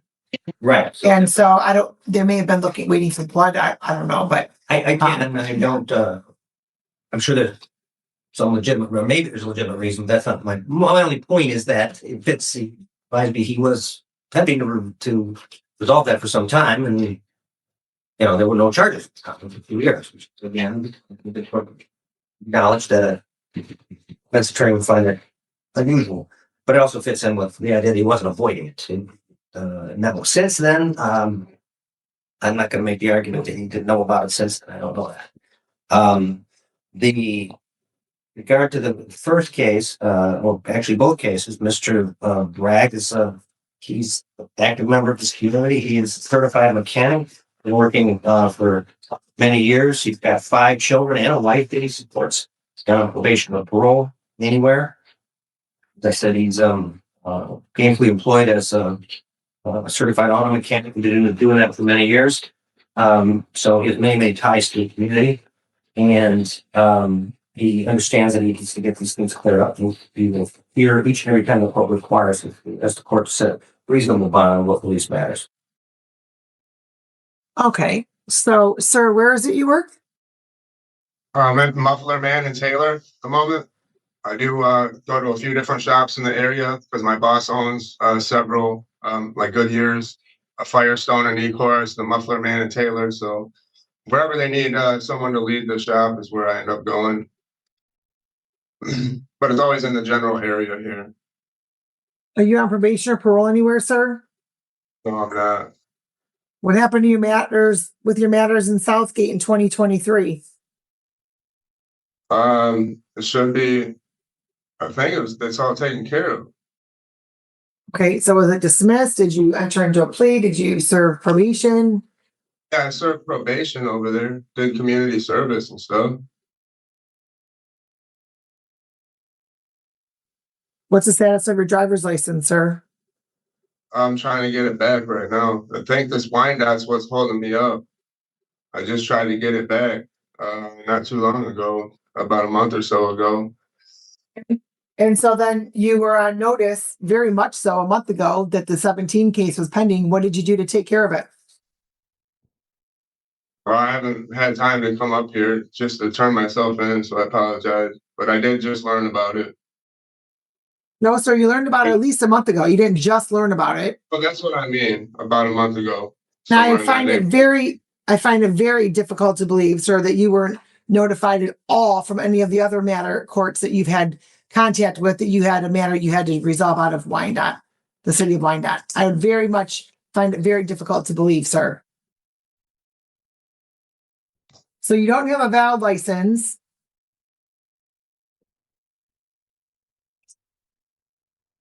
How do you get back and forth to work then, sir?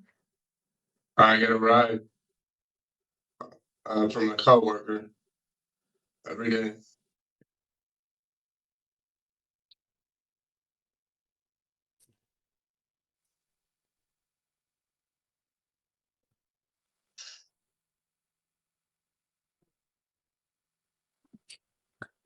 Except last night, it's alleged that you were driving. Well, yeah, I fixed my car. I should have been driving. It's no excuse for it. I just fixed the car for, Sir, don't talk about the facts with that, please. I apologize.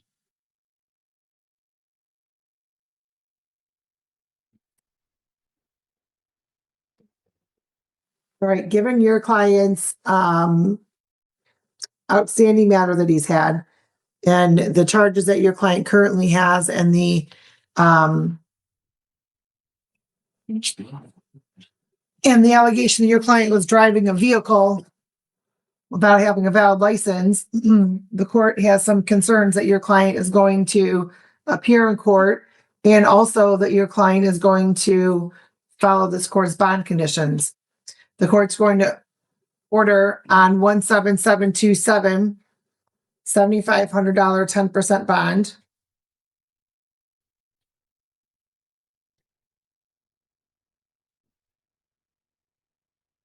And on the 251592 matters, the court's going to order a $7,500 10% bond. In the event you post bond, sir, you are not to possess or consume any alcohol or drugs that are not prescribed. And you're not to operate a motor vehicle without valid license. You are to report to probation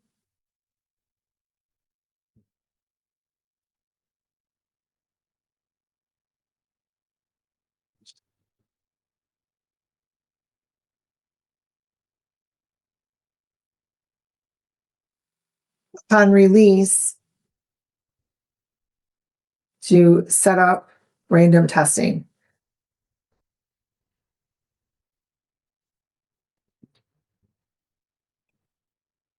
And then we'll see you back on the 13th.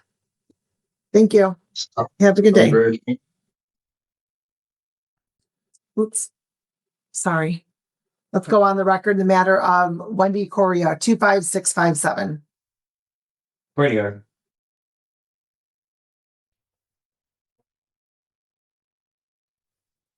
If you're going here on behalf of Wendy Coria, please state your name. Wendy Coria. Thank you. All right, and good afternoon. I apologize for the delay today.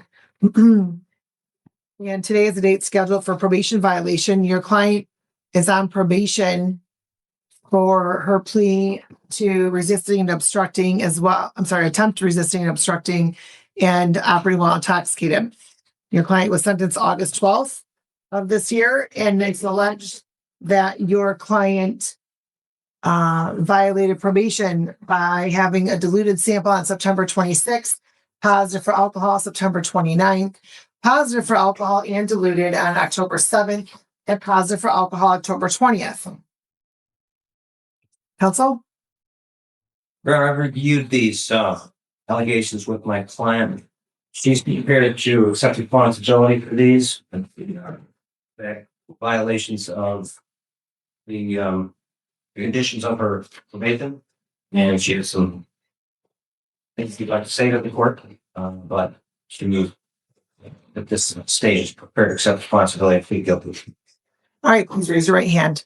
Do you solemnly swear or affirm testimony about to give in this matter be the truth, the whole truth, and nothing but the truth? Yes, I. Okay. And you have heard the allegations, ma'am, correct? Yes. As to those allegations, how do you plead? Good.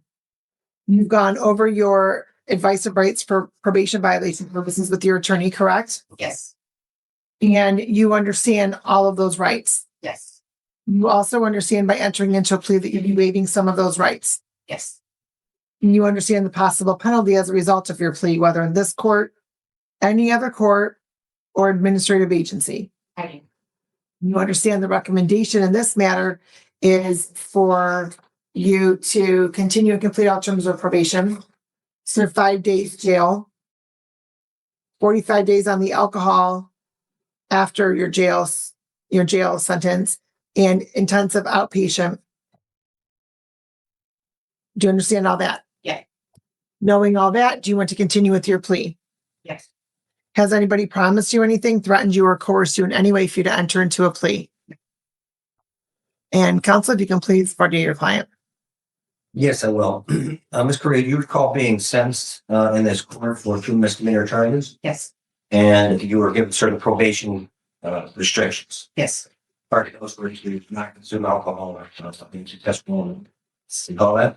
And there's a report from the probation department that on 9/26, you produced a sample that the cocaine was diluted until this indication that extra fluids were being taken in to try to keep the test. You did like that? Yes. And then on 9/29/25, there was a test that came back positive from. You admit that? yes, And likewise, on the 7th of October, there was another positive test for alcohol. You admit that? yes. And also, I'm sorry, and also that may have been diluted. And then, I can't hear you, ma'am. Yes. and then the fourth allegation is that on the 20th of October, once again, during a random test, we tested positive for having consumed alcohol in violation of your probation conditions. So Yes. Your Honor, satisfied with that? The court is also satisfied the plea is knowing, voluntary, and factually accurate. The court will accept your plea to the probation violations, indicate technical violations 1 through 4, and counsel as to the recommendation. Yes, let's look on the positive side here. Ms. Coria has no prior criminal history. She was otherwise in compliance with her requirements, except for one very important one. She obviously has some issues controlling her consumption of alcohol in spite of court order. However, she did, as I said, she was otherwise in compliance. She attended the family. She went to the man course. She's a member of the community. She's a medical assistant with a local hospital. She's got at least 8 years doing that job. She supports two minor children. She has taken steps. She's in a program with Great Lakes Psychology. And Is that yes? Yes. and that would involve substance abuse counseling. Is that something you just recently started? It's recommended through probation. I signed up with Ms. Schroeder for my anger management class December 13th, and Ms. Schroeder recommended to start the substance abuse after we finish the anger class. So having said all that, Your Honor, Miss Coria, I think it's somewhat deserving of benefit of the doubt. She's struggling with this. I think that the jail may be a little harsh and ask the court to consider suspending that, only that in abeyance at least. We're not applying it. And the other recommendation with regard to inpatient, she's concerned that if she is ordered into an inpatient program, this will affect her employment as well as her ability to care for her minor children. So if the court were to consider that, then the inpatient would be a bit of a hardship. So Okay, maybe I may have misspoken. I don't think I said inpatient. I thought I said intensive outpatient. Oh, very well. Yeah. My mistake. Which is not inpatient, but it's much more intense than outpatient, general outpatient. Intensive outpatient, ma'am, is there's a few days a week that you're at your treatment for a number of hours, multiple times a week, as opposed to general outpatient, which is sometimes once a week for about an hour or sometimes every other week. So there is a difference. Okay. Okay. So, counsel, I heard everything you said. And ma'am, I believe at the time of sentencing, I expressed my concern with the level that you had at the time of your arrest, which was a 0.39. You were 1/10 away from 5 times the legal limit in the state of Michigan. And by legal limit, it doesn't mean you can legally drink up until that limit. right? That's the limit by which you're presumed to be intoxicated. 5 times.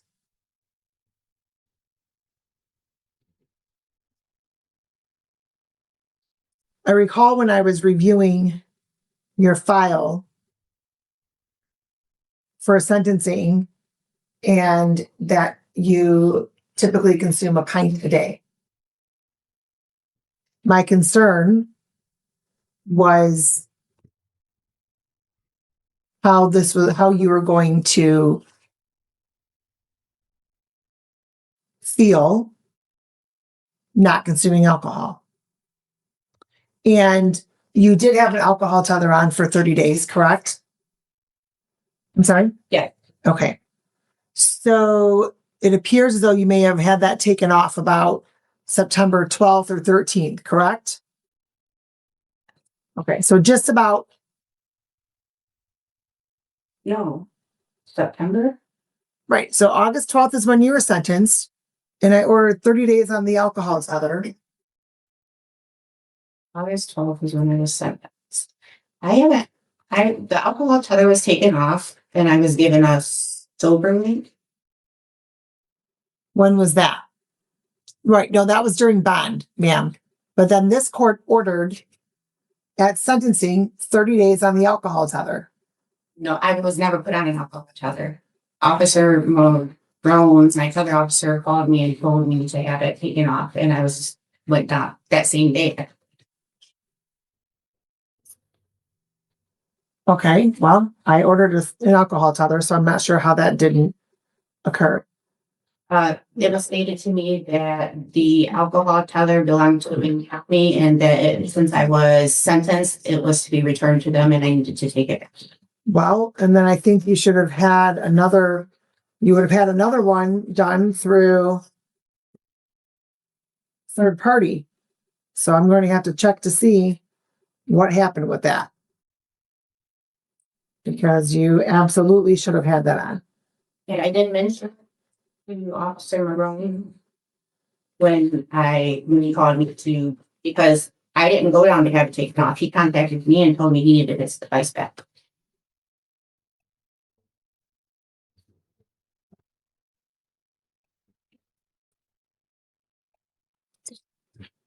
Okay, so, ma'am.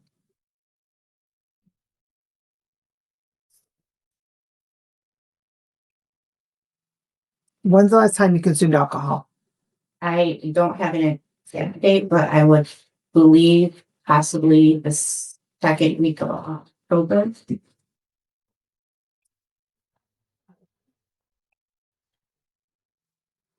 Well, would it be perhaps after October 20th No, when you tested positive for alcohol? I mean, would October 20th be the last day or the day before that you drink alcohol? it would have had to have been before that.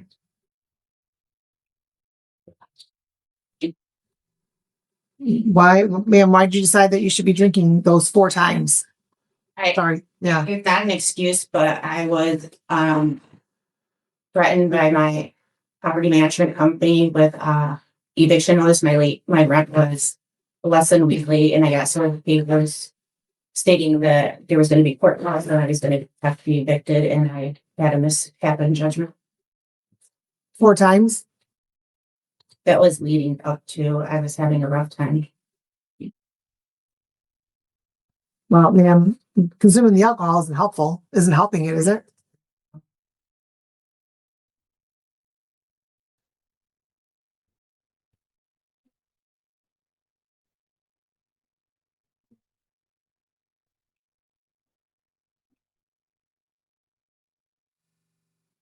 Are you interested in treatment court, ma'am? So I did speak to the judge of Lincoln Park who runs it at the meeting, and he told me I wasn't eligible because this was my first time being in trouble. So I asked him about it.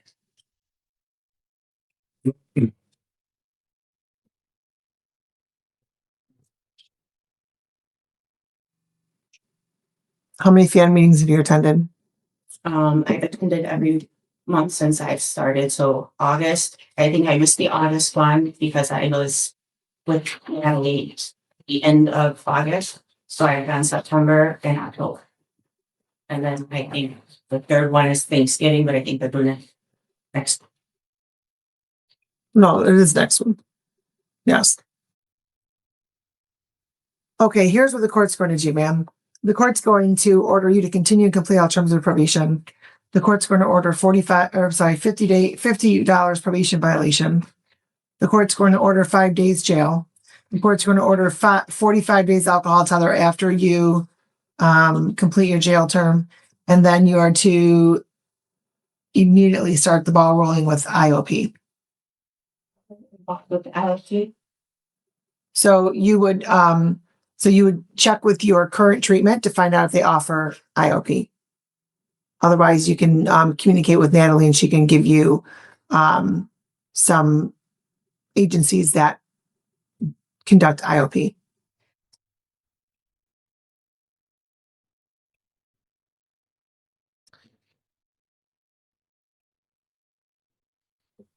Is there any ways that we can suspend the jail time? I have 2 minor children at home. I'm not suspending the jail time, ma'am. I will give you until Friday to report. So then the majority of the time will be over the weekend. So it would impact you less for work.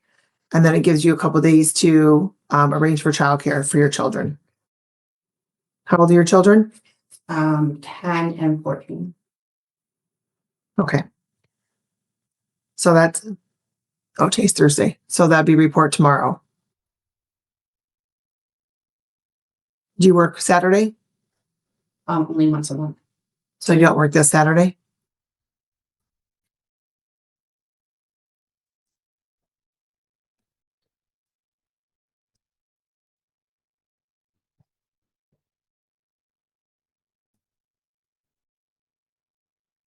Okay, have a seat with Natalie and somebody will be with you shortly. Thanks. Okay. You guys ready on record? Yes, sir. Okay. I apologize. I feel like I might sneeze again. So You're fine. okay. 25T0194 FY. People of the state of Michigan versus Robert Wayne Sigsby. Counsel, if you can place your appearance on the record, please. Morning, Your Honor. Pat Wallace on behalf of And Mr. Sigsby, can you say your name? Robert Sigsby, executor, beneficiary, trust.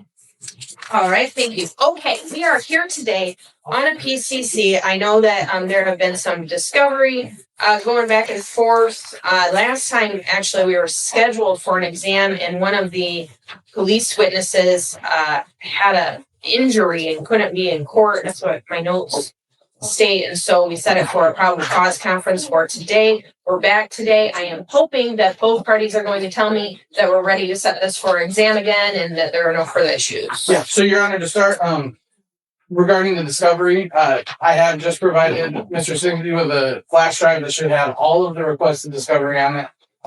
There's a proof of service given to Mr. Sigsby. I asked if I could approach to get one to the court for the case file. All right, thank you. Thank you, Your Honor.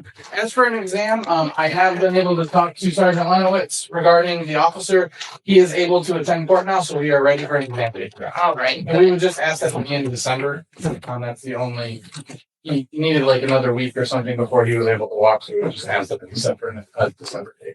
Mr. Sigsby? Well, I'm gonna need more time. I'm gonna need time for this FOIA. To the Treasury of the United States, I request you for your W-9 and the court's EIN number, according to 26 U.S.C. 6903. And I think I feel I need to submit to the IRS a 3949A form on what's happening here. So I'm going to need to see a copy of your W-9. Can you say that on the record, please? I will, but I'm waiting for you to finish. Thank you. That is elegant. Thank you kindly. And, I'm looking for a dismissal for this frivolous cause under 12B of the Federal Rules of Civil Procedures. All of them, all 7, are being violated right here on its face. So I'm going to need to request your W-9 and the court's EIN number. This is a taxable event. And, I need to submit a 3949 to the IRS. I need time to send to a FOIA to the Treasury of the United States under 26 U.S.C. 6903 for the record to be reserved on the record to correct the record. Okay. All right. So your request for a W-9 or an EIN for me, that request is denied. That's not necessary nor relevant. No, I don't even know if I have an EIN. I don't think that I You do. No, don't interrupt me, please remember. I apologize. I don't know. The court might have one because court actually has employees, but I don't have employees, so I don't have one. But either way, the request is denied, and it's not relevant to this case, and it's not necessary. And frankly, it's not anything that you need really in any situation involved in this case. The request for dismissal is also denied. There are no rules being violated here. In fact, the court has been more than lenient with you, Mr. Sigsbee, on your requests and different things that you stated and filed and everything. And so that request for the dismissal is denied. Rules of federal civil procedure don't even apply in this hearing. And so, you know, those rules are irrelevant. I encourage you, though I'm not giving you legal advice in any way, I encourage you to focus on the Michigan court rules that apply to this hearing. Those would probably be a better quote than the federal rules of civil procedure. As far as a FOIA to the federal government, I'm not waiting on a FOIA to the federal government. I don't even know how long that would take, and I do not believe it is relevant because, again, you're talking about tax issues and things like this, and we are on a case that involves a count of assaulting, resisting, or obstructing the police, bringing contraband into a prison, and driving while license suspended. And so I am going to give you time, as I have in the past, so that you can be prepared, but I'm not going to grant a request to just simply adjourn until you can get the information you just stated, because that information is not relevant to this proceeding. So here is what I am looking at in regards to a date. I want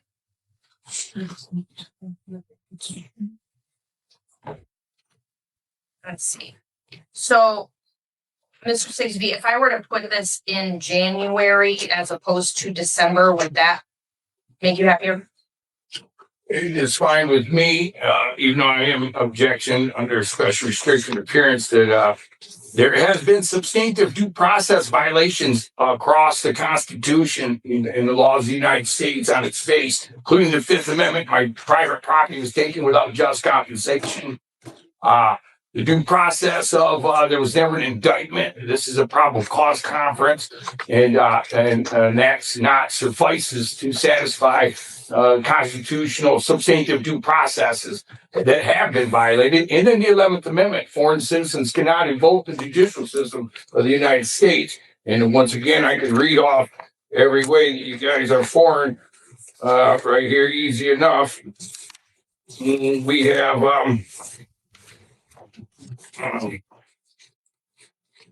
so we're looking at under 4J, Federal Rule of Civil Procedures, all courts, jurisdictions, and immunities fall under a foreign state, 22 USC 92, 12 through 13, foreign relationships. Once an oath is required, it takes an oath of office to be required. 11th Amendment, foreign citizens are not, cannot invoke the judicial powers of the state. That's 28 USC 3002-15A. The definition of the United States means a federal corporation. Foreign Sovereign Immunity Act of 1976, 1605 through 1608. The government is liable for violating the sovereign people's rights. And again, under Trinity versus Pagulero, anything that the prosecutor says and puts on the record is to be struck. Attorneys cannot give testimony or be a witness in any court case, and I do believe that has happened here too. So we have mass violations of the Constitution and the laws of the United States. And I'm going to need to see your foreign agent registration supplements and your filings with the Attorney General of the United States. I gave you the judicial notice, and no one, not the clerk, not the judge, not the prosecutor, not the false impersonating prosecutor, has showed me a shred of anything. This is false impersonation of government actor under 18 U.S.C. 912. Okay. The other issues that Mr. Sigsbee brought up earlier, he's brought up on a couple different occasions. That's why I didn't really give you a chance to speak, Attorney Wallace. So I apologize, but I believe I made rulings on those things before as well. Was there anything you wanted to say in response to what you just said? No, Your Honor. I think that this has been discussed on the record multiple times. I think every time that we've been on the record in this case, I think the people's position has been made clear. All right, thank you. And so I will say one more time, there have been no due process violations in this case that I have seen or that have come to my attention. There is no requirement for an indictment in this case. That's not how this process works in the state of Michigan. We don't do indictments. They do a warrant and complaint that is reviewed by the judge and then signed by a judge. And then it goes to the arraignment phase, and then it goes to the probable cause phase, and then it goes to the exam phase, and then it goes to the trial phase in circuit court if it gets past the preliminary examination. But we do need to have that preliminary examination. We are going to have that preliminary examination in January. When we get to the preliminary examination date, I will, the request for the other documentation is denied as well. Again, completely irrelevant to this case, and I'm not going to entertain those type of requests. And I do want to tell you, Mr. Sixby, when we come back for the exam date, I am not going to entertain a restatement of the arguments that were made today. So if you want to make a new argument about new issues, I'll allow you to do that, but we're not going to go over these things again. We're not going to talk about EIN numbers and all this other stuff that you talked about. We're not going to do that, just like we're not going to go over this stuff because I have already addressed the other motions that were filed. So we're not rehashing things. We simply do not have the time to do that. We need to get this exam done. So I am looking at, I believe,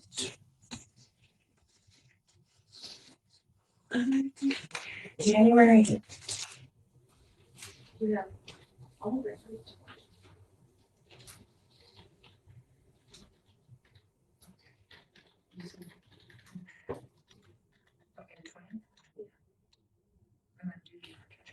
Oh,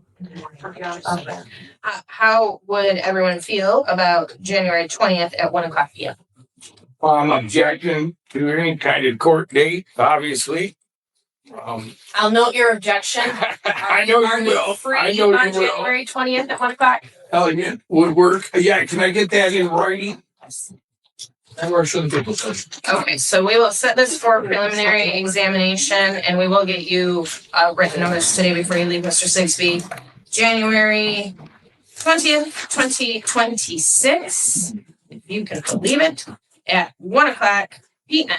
All right? Preliminary exam. Preliminary examination. So make sure to bring documentation witnesses. That's the time when I'm going to hear those things to establish whether or not there is probable cause to believe that a crime exists or crime has been committed. Crime has been committed by you, Mr. Sigsby, and has been committed in this venue being Genesee County. And if probable cause is established, then the matter will move on to your actual trial in the circuit court if probable cause is established. Thank you, Your Honor. Good. Okay, thank you, everybody.